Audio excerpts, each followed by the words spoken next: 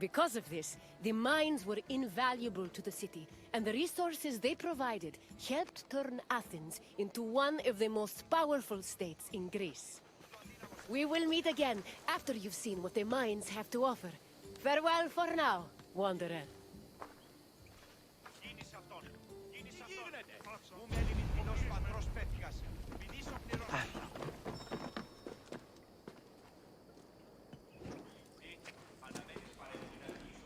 Silver mines were extremely rare in ancient Greece, which only increased their importance.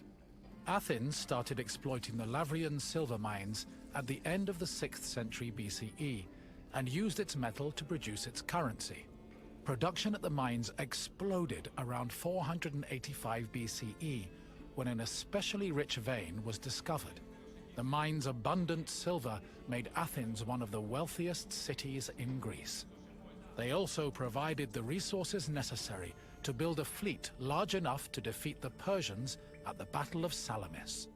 In short, the Lavrian mines played an integral part in the emergence of Athens as a Greek superpower.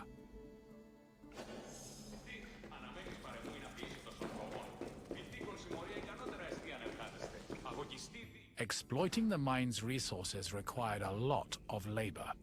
To meet this requirement and save on cost, Athens leased out mining concessions to its citizens, who had their slaves to do most of the work, alongside poor day laborers. In the 5th century BCE alone, there were anywhere from 10,000 to 30,000 people toiling in the mines of Lavrion. Together, the workers managed to produce an estimated 20 tons of silver per year. Κινηθείτε ευθέως εκεί σε. Πού κοιμωγέ. Ουδήσιμον το σου το ισχνός. Ουδείς το σου το αδυναμιστή. Έκαψο σε ποετάσι. Mining in Lavrion was a two-step process. First, the ore was extracted, and then it was refined. It took about 16 kilograms of raw ore to produce a single pure silver drachma of about 4 grams. Recovered artifacts from the mines provide some insight into the specifics of the mining process. Galleries were dug to follow the veins of ore. They were small and did not offer much space for the workers. They were also hand-cut, and it's believed that it took whole days to dig only a few centimeters. Once the galleries finally reached the veins, the ore was extracted and then crushed on mortar stone to prepare it for washing.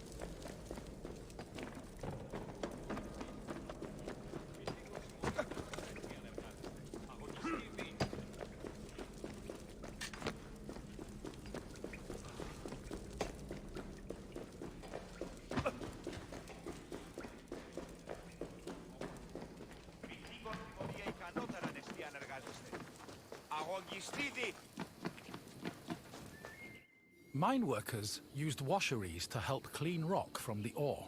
The washing process required a large supply of water, but Lavrion was an infamously dry region. To compensate, cisterns were built in the mining area to collect and conserve seasonal rainwater. Once enough water had accumulated, workers poured it into wooden troughs containing rock and ore. The water's flow separated the lighter grains of rock from the heavier ore, which was caught in depressions at the bottom of the trough. The newly cleaned ore was collected for refinement, and the water was redirected back into a tank to be reused later.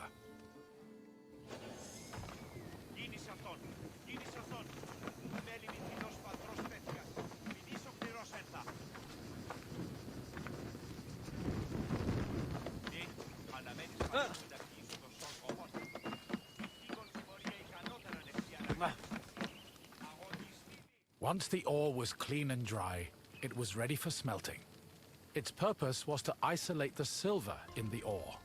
To do this, the ore was placed in a conical furnace filled with combustible charcoal. Bellows pumped air into the furnace to control the temperature. Inside, the ore burned, emitting a toxic smoke that was evacuated through a chimney. Eventually, the silver alloy was separated from the slag and collected for the last step in the refinement process, cupellation. Cupellation removed any leftover lead from the silver.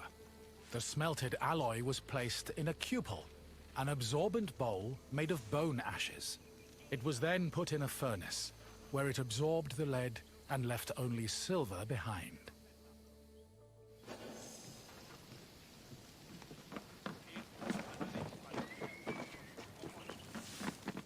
While the mines of Lavrion belonged to Athens, the city frequently leased them to private citizens who exploited the site for anywhere from 3 to 10 years. These citizens enlisted slaves and poor day laborers to carry out most of the work. The workers had a very low life expectancy, about 3 to 5 years, due to the hazardous working conditions. The dangers they faced included toxic lead vapor in the air and lung-choking dust in the galleries. However, they were fed well enough to keep up their work, and their combined labor managed to produce an estimated 20 tons of silver a year.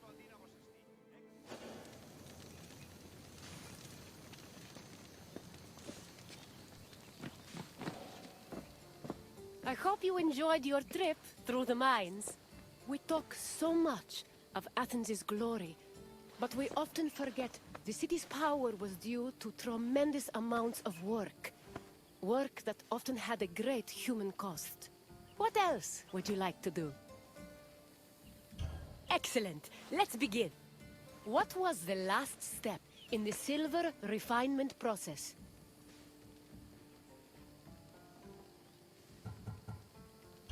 Extraction was actually one of the first steps. Washing the ore was done shortly after its extraction, but it...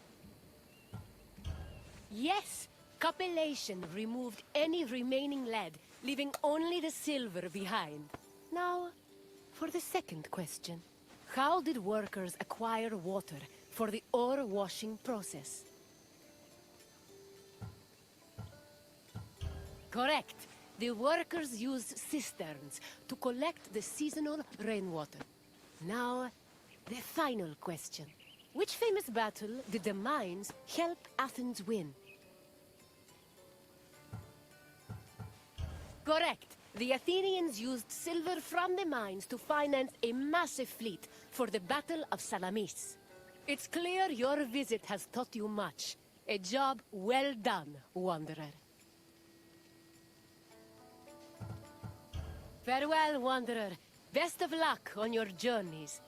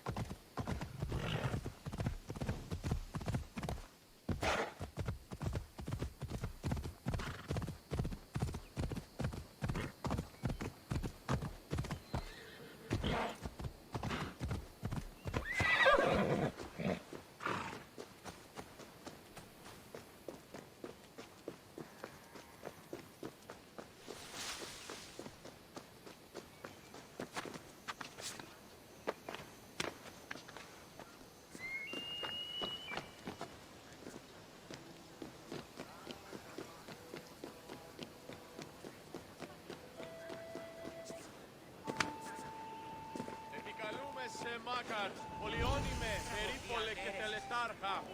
Θεόν πάτερη δε και ιέ, σκυπτούχε εκπούρε δημάτων, ο τριόκος με οδηγέ των κομμών. Ελθέ! Αληθώς τούτο συνέβη.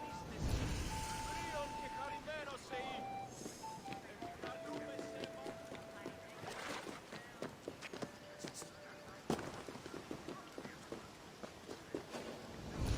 Μόνον όταν το επιχείρημα δομείται πιστικών, τότε δίνεται αν κερδάνε εν ζή.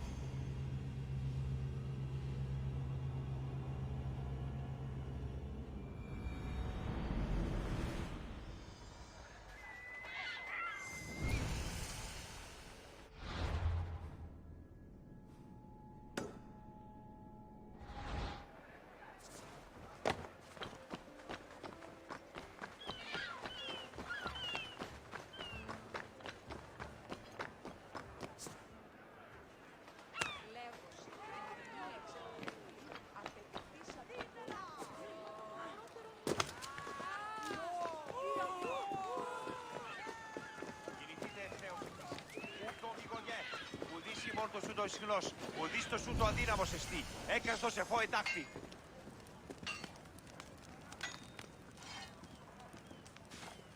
Κίνησε αυτόν, κίνησε αυτόν. Ου με λιμιτινός πατρός πέθηκας, μη δεις ο κνηρός ένθα. Τι, αναμένεις παρεμούι να ποιήσω το σον κόπον. Πυθίκον συμμορία ικανότερα νεστή αν εργάζεστε. Αγωγιστίδη!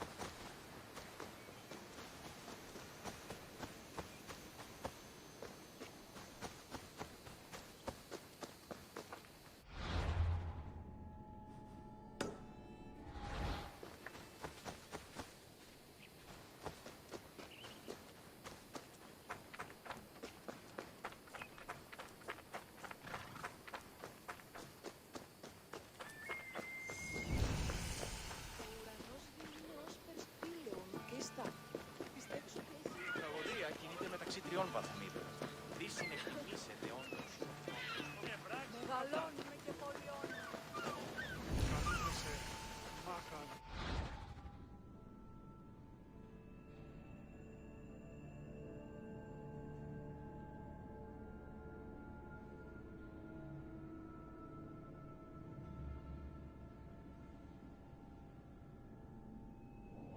Επιθυμείτε ο άνδρας και γυναίκες δύναμη φέρει νημή. Μη λυπήστε, Παιδιά και γυναίκες συντόμως.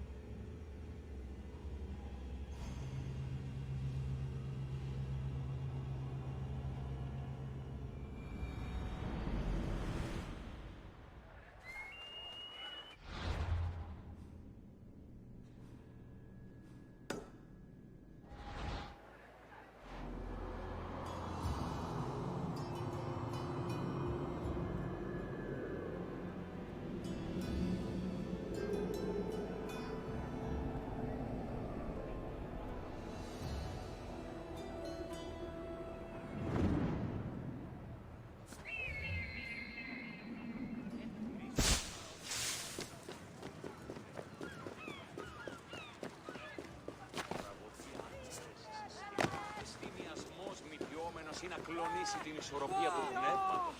Τας γυναίκας διαπέχεστε πόροτα.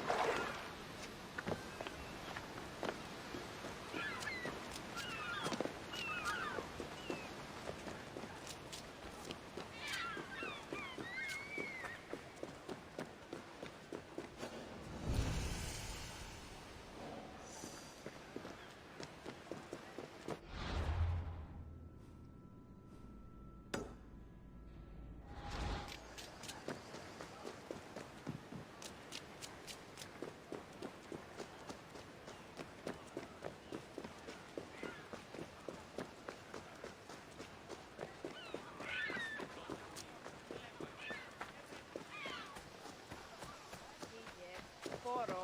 Μεγαλώνει με μια αγλαότητα. Έχουμε κατά μονοπόλιο παρείας και λιχνίτας πεποιημένης.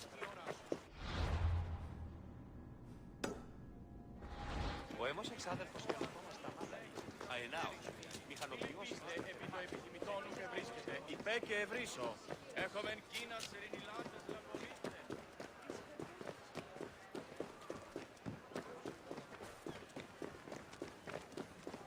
Κυρίστο εν παρόδο τα των θεών. Λέγω εμ' αυτό. Ευρέτη λάσπη.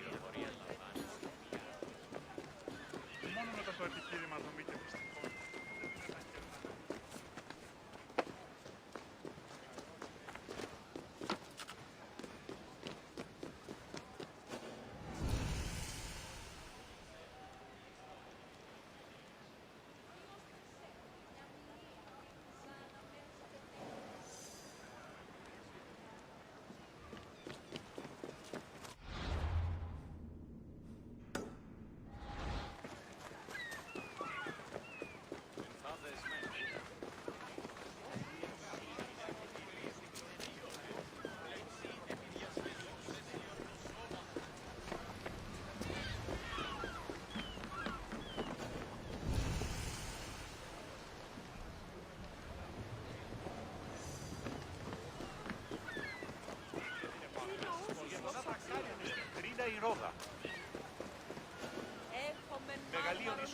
Greetings, wanderer, and welcome to the port of Piraeus. Piraeus is one of the busiest, most important ports in the Greek world. Money flows through here like a river that runs all the way to Athens. Acting as a port for Athens, Piraeus welcomed merchants, goods, and travelers from all over the world. It was a central part of Athens' economy, but it was also fortified enough to protect the city's considerable fleet. When you finish exploring the port, find me, and we will talk further.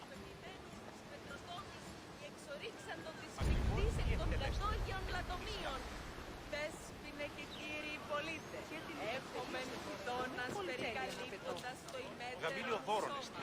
Αυτή προσοχή είναι επιλήξη. Piraeus, a peninsula southwest of Athens, became the city's main port after the politician Themistocles encouraged the development of its natural harbors.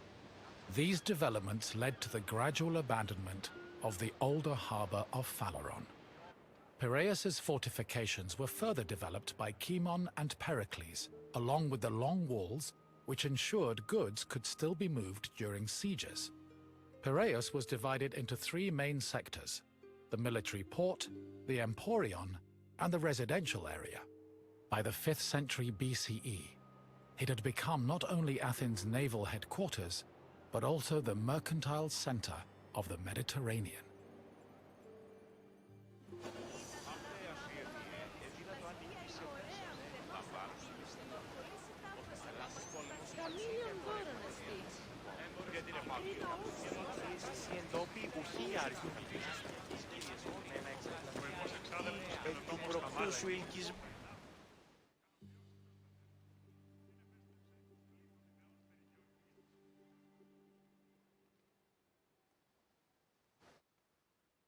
Piraeus's development during the 5th century BCE attracted a large population.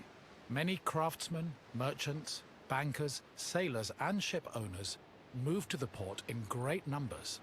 The population was a mix of Greek citizens, foreign visitors, and immigrants, known as metics. The variety of the port's inhabitants gave Piraeus a cosmopolitan atmosphere. Most of the residents were involved in trade, but others worked on shipbuilding or in larger-scale industries like shield factories. Piraeus's commercial focus offered many opportunities for those seeking to increase their wealth and status. One such rags-to-riches tale is that of Passion, a slave who eventually became a citizen and earned a fortune thanks to his bank and his shield factory. Έχομεν Κίνας ερηνιλάτας λαγονήθεν, ως φρυτικοτάτατος κολοσσούς Κίνας. Α, γιγαντική. Ικανοποιώσει το στρατεύμα. Μην επέστρεψε.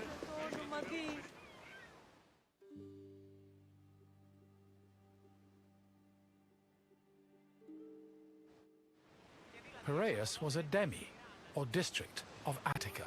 Because of its size, function, and varied population, it had a much more complicated administrative structure than other demes. Above all, Piraeus was closely monitored and controlled by the Athenian assembly due to its importance to the city. Within the port, there were two separate categories of trade: international trade, which took place in the emporion, and retail trade, which was managed by Kapoloi in Piraeus's agora.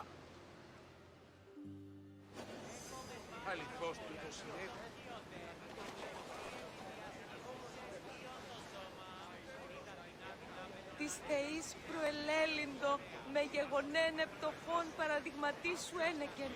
Έτσι δε η εντιμότατη των πολιτών πείσονται. Εώρα καλυμών, αποστασίας, αυτά τα τέκνα μου εκπίπτοντα εις το πυρ.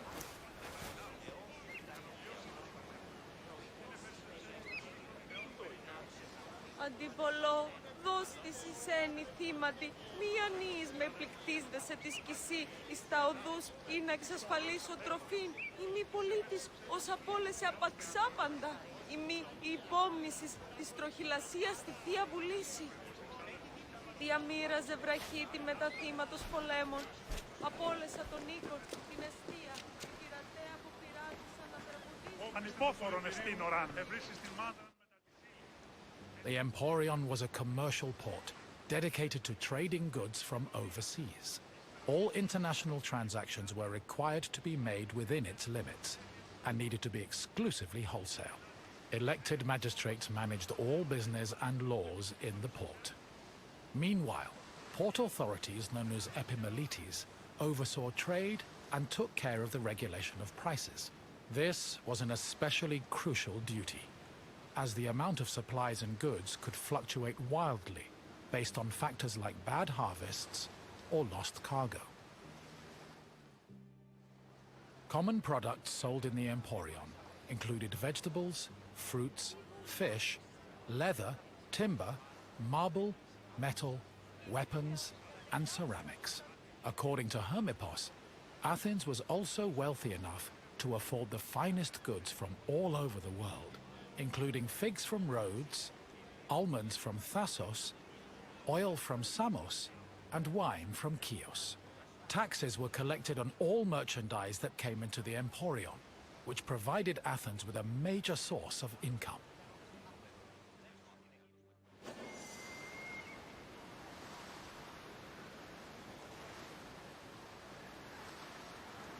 Ουε, έγωγε.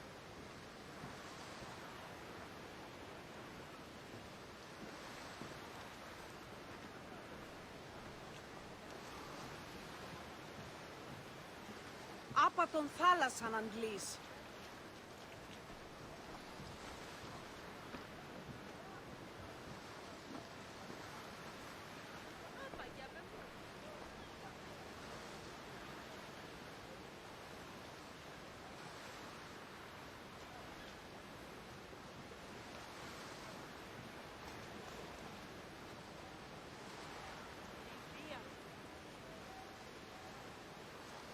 Του γάρ πρωτότυπον έστησε έχει νικώσει τον τι.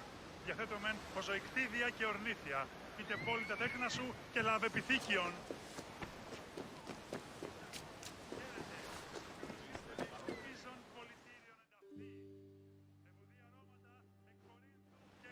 After arriving in the Emporion, merchants set up samples of their goods in a display area called the Deigma.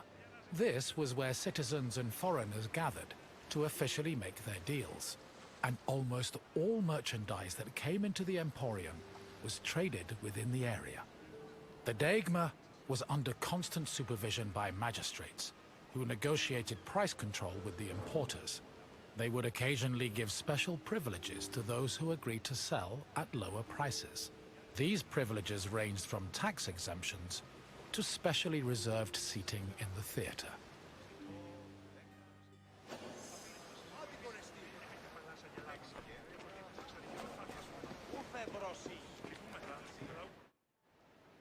Piraeus was a deme, and as such was supervised by a magistrate called the Demarchos. While most demarchoi were chosen locally within their deme, Piraeus was appointed directly by Athens, so the city could better monitor its commercial interests. In fact, matters regarding the Emporion, the military harbor, and the grain trade were regularly debated and decided by the Athenian assembly. Transactions within the Piraeus were supervised by metronomoi. These were magistrates responsible for keeping track of weights and measures. They made sure merchants' measurements were always accurate to prevent bad deals and scams.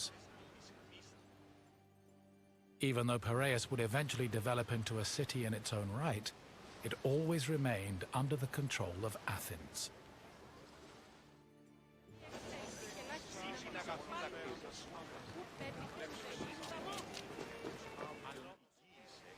A commercial tax of 2%, or a pentecost, was placed on all cargo entering and leaving Piraeus.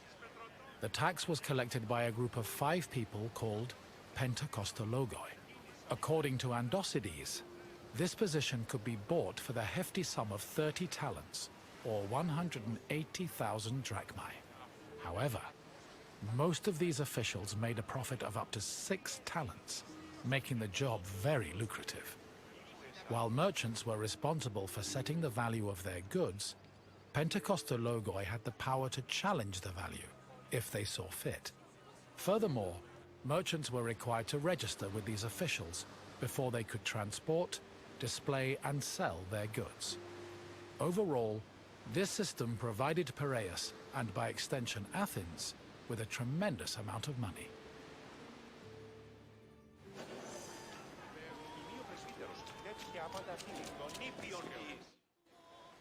The sale of grain was overseen by special magistrates called Sitophilakes. Since some Greek cities had a grain deficiency and relied heavily on imports, these officials were extremely important. Their duties encompassed all aspects of grain commerce, including price control and profit margins, to ensure Athens remained well-fed. This is no surprise. Grain was so important to Athens that 2/3 of all stocks were required to be transported and sold at the city's agora by law. According to Demosthenes, the significance of the Sitophilakes was such that if they failed in their duties, they faced the death penalty.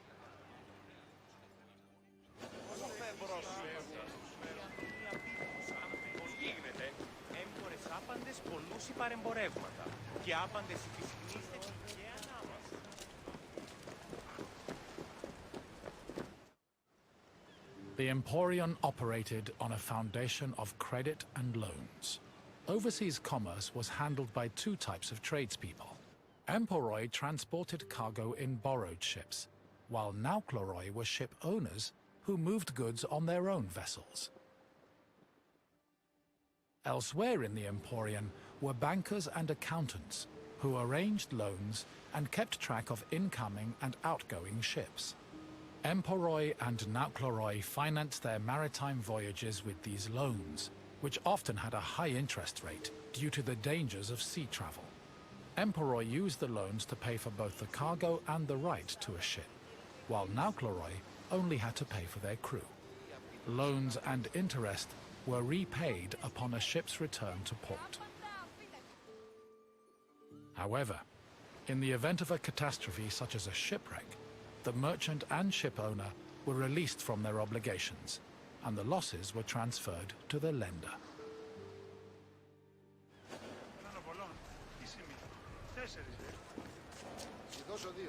You've returned.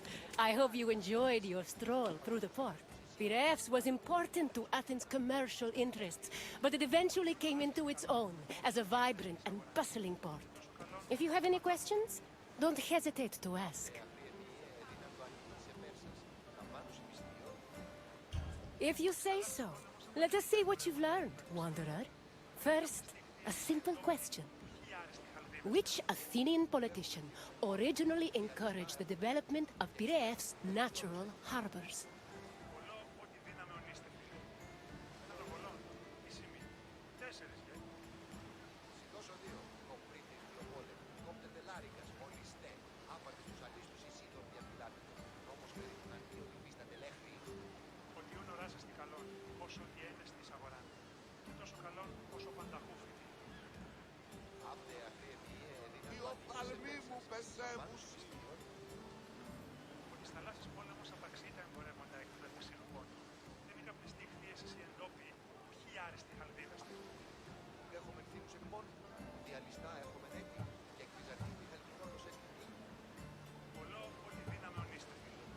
Correct.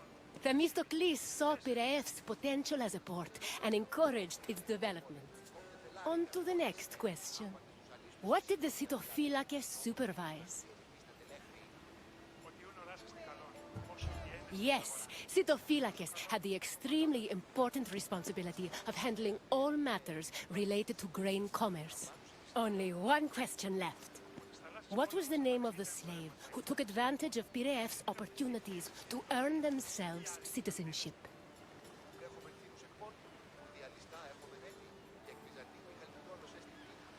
Correct. Passion managed to earn a fortune and achieve citizenship thanks to both his bank and a successful shield business. Your knowledge of Piraeus is impressive. Well done, Wanderer. As you wish. Thank you for visiting. καλόν.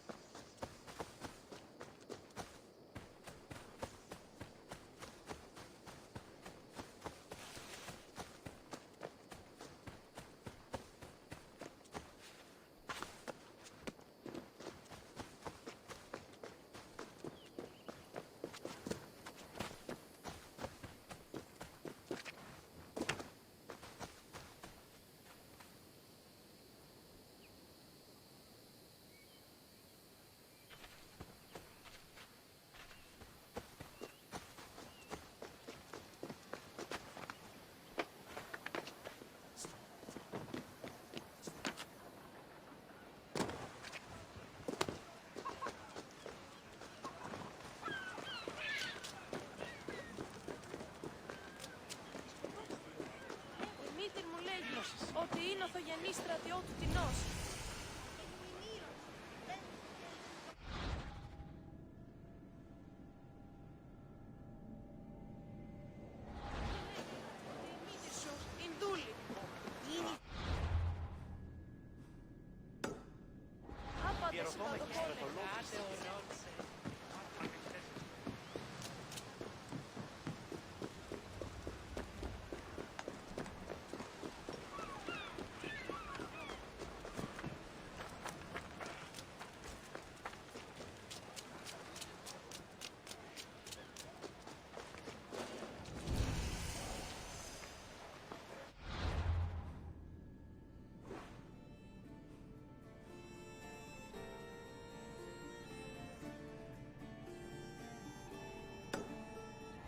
Μάλλον το εμαυτό λέγω φεύγει.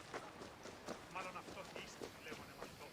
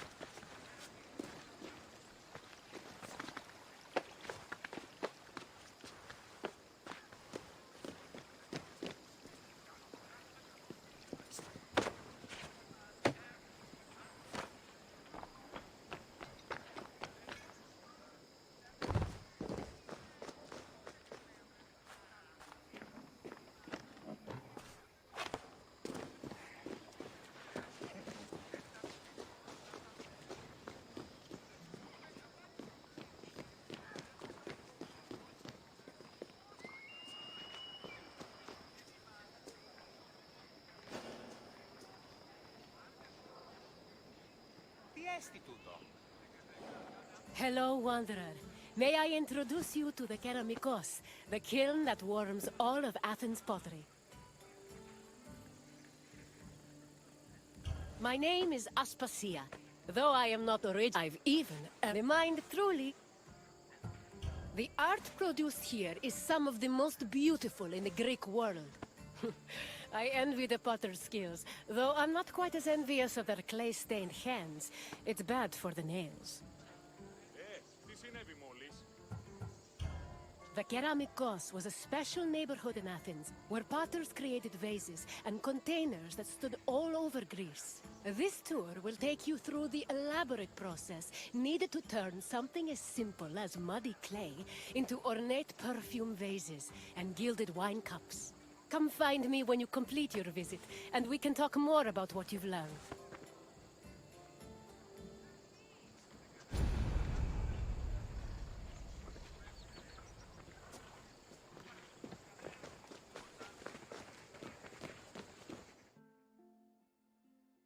The Keramikos was a large, sprawling area northwest of Athens' Acropolis. While part of it was used as a graveyard, it was also dedicated to the creation of pottery. The Keramikos was so significant to the art form that its name lives on in the word ceramics. Perhaps drawn by the river, potters moved into the area and formed their own bustling community. It's believed that by the end of the 5th century BCE, hundreds of thousands of pottery vessels had been made in Athens, including everything from heavy, undecorated cooking pots to delicate and beautiful containers reserved for the most precious oils. Sadly, only around 1% of these works survive today, some only in small fragments.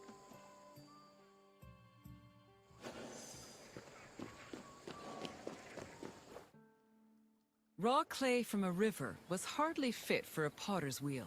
Athenian potters used clay that was rich in iron, which created the distinctive orange-red coloring seen in Athenian pottery. But this high-quality clay needed to be handled carefully to avoid disasters in the kiln later on. The clay was first brought to settling beds, where it was mixed with water to wash out any organic debris like leaves. Once it was purified, workers kneaded the clay with their hands to push out air bubbles and create the texture necessary for a flawless finish. One of the goals of these early steps was to remove any impurities that could destroy a delicate design, or worse, render a vase unusable.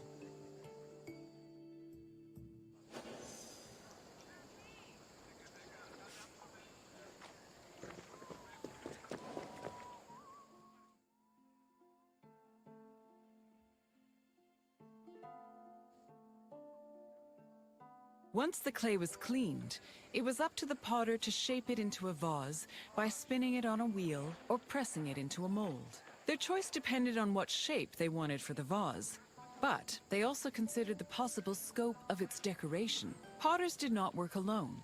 A workshop might have had many people working together on different aspects of production. Potters collaborated with many different painters for decorating their creations. Some of these painters even became potters themselves.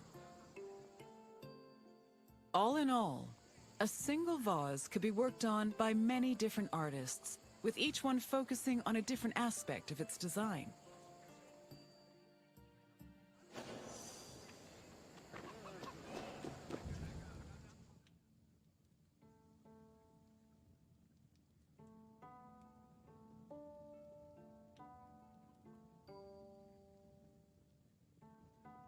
After the pots were shaped and decorated, they were packed into kilns for the lengthy and delicate firing process. The process had 3 stages: oxidation, reduction, and reoxidation. The main purpose of the firing process was to carefully manage the clay's exposure to oxygen. The chemical reactions caused by firing gave the pots their distinctive orange-red coloring. This also turned the designs made from the clay decoration slips glossy and black. The most difficult part of the firing process was managing the fires themselves. It required an enormous amount of skill and experience to properly judge the exact temperatures needed, and even the smallest mistake could ruin several hours of work.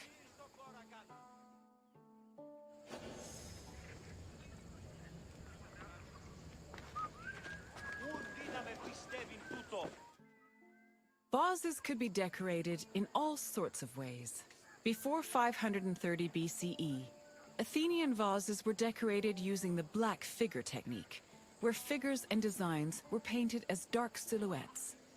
At the end of the 6th century BCE, painters created a new technique called red figure, an inversion of the painting process that left the figures in red and the background in black.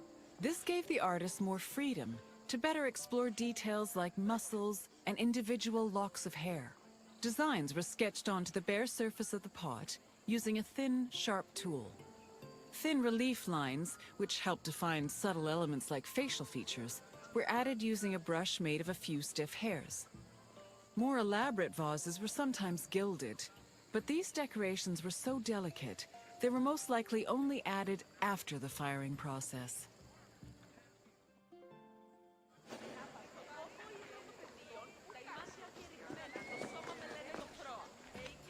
You've returned!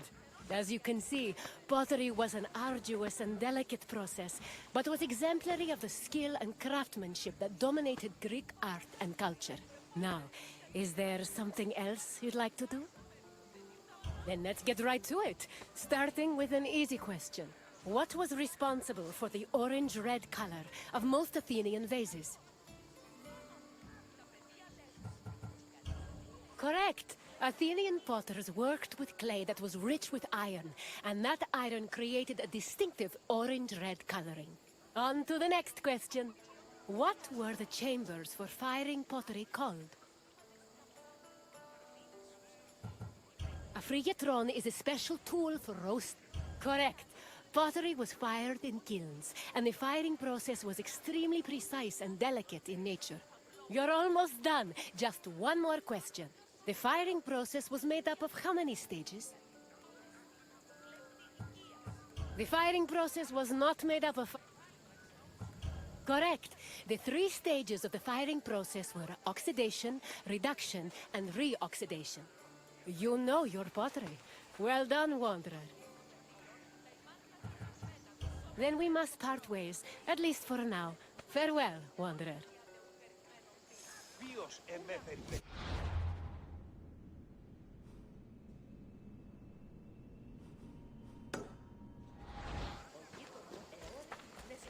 Στο πρόχειρο.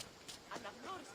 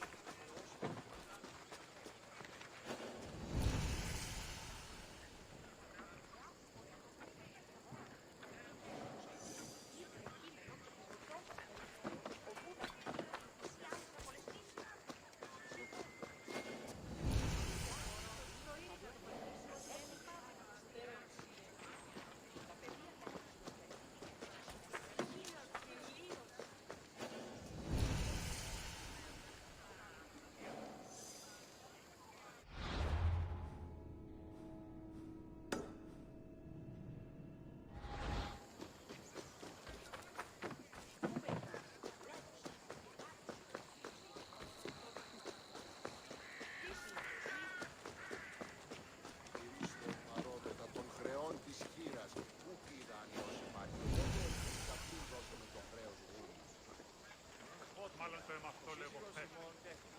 Μάλλον αυτό ίστοροι λέγονται εμαυτό. Άστινας ήλθε παρενούχη του ενού αδελφού. Αντιλαμβανόμεθα ότι πότε Ποιος ο υπέτειος? Κινηθείτε ευθέως εκεί. Ούκι μογέ.